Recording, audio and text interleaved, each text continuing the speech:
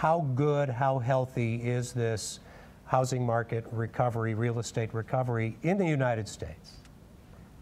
Well, some of your earlier guests talked about some of the statistics. I think the key thing to remember is that 2012 was a record year of housing affordability, but 2013 was a record year of price recovery. So in most areas across the country and in the nation as a whole, prices were up about 10% nationwide in 2013. What are the really prominent trends? Can you kind of break that down so we know kind of what we might be looking at? Sure. So in 2013, we had a huge bounce back in sales and in prices. Towards the end of the year, that was largely due, we saw that in the early part of the year, the spring and the summer, the peak home buying season. Towards the end of the year, we saw that taper off just a little bit because we saw a really substantial rise in mortgage rates in the late spring that eventually impacted home sales going into the fall and into the early part of the year.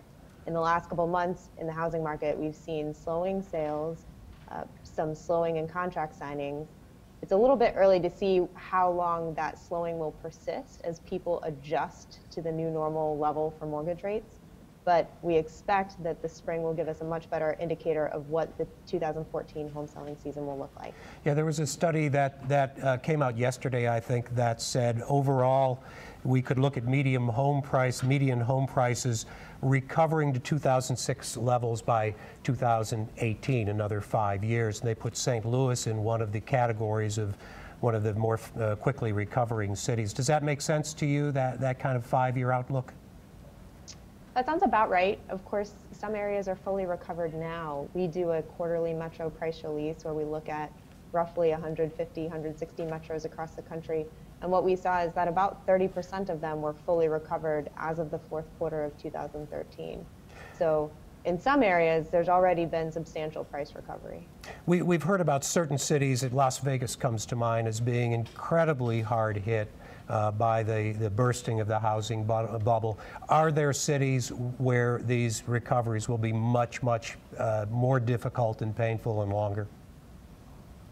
Well, sure. In a lot of those cities where you had a crisis that was housing related, you saw a substantial fall in house prices, a substantial drop off in construction, you've started to see the housing market rebound. So Las Vegas is a great example, and other cities in the West and California have really led as far as price growth is concerned in the last year. They've seen substantial rebounds in prices, some 20% or more.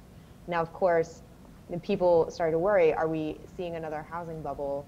The answer is probably not, because even though they've recovered 20% or more, they're recovering from such low levels that they're still not above the prices that they saw in the peaks of the market in 2005, 2006.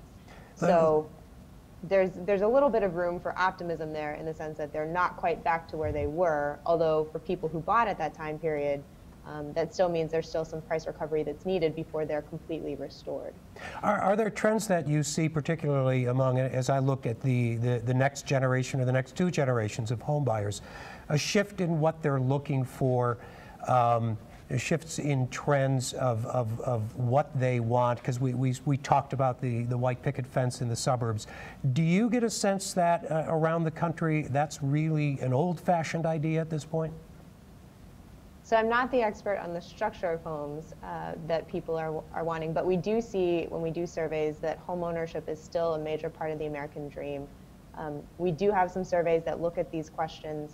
One of the interesting things that I know from our most recent survey, we've asked about a lot of multi-generational homes, and we found that a significant number of buyers are looking for multi-generational homes, either because they... What do you mean exactly by multi-generational home? Does that mean my kids taking over my house and giving me a place in the basement? Right, either because your kids move back in with you, or because your parents are moving in with you. So the multi-generational definition is a little bit broad, but people are looking at different types of family arrangements that not just mom, dad, and kids.